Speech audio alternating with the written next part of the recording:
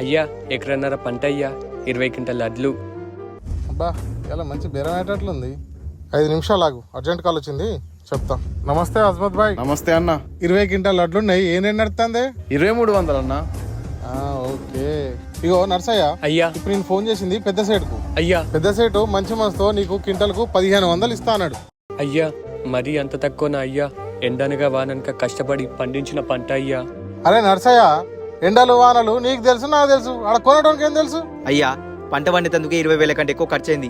మీరు రైతుల ఇంట్లో మోసం చేస్తే మీకు పుట్టగతులు ఉండే అయ్యా. అరే నాని, ఏంద్రా నువ్వు అనేది? మీరందరూ మా కాళ్ళ కింద కుక్క లెక్క పనిచేసేటోళ్ళు. మేము అట్లా మీద పెట్టకపోతే ఏం చేస్తారా మీరు? అయ్యా అయ్యా అడేదో తెలియకుండా అన్నాడయ్యా. మీ కాల్మొక్తో బాంచనయ్యా, మీరు చెప్పిన రేట్కి వెయ్యండి అయ్యా. సాయంత్రానికి లారేస్తుంది, రోడ్డు పంపించేసాయి. హలో, ఏందన్నా ఈ దౌర్జన్యం? అరే దేశానికి వెన్నెముక రైతు అన్నారా, కానీ ఆ రైతు వెన్నెముక ఇడిచెత్తుర్రు. అరే నువ్వు రైతు మాత్రం కావద్దురా, నువ్వు బాగా చదువుకొని మంచి ఆఫీసర్ అయ్యి రైతులకు మేలయ్యే పని చేయరా.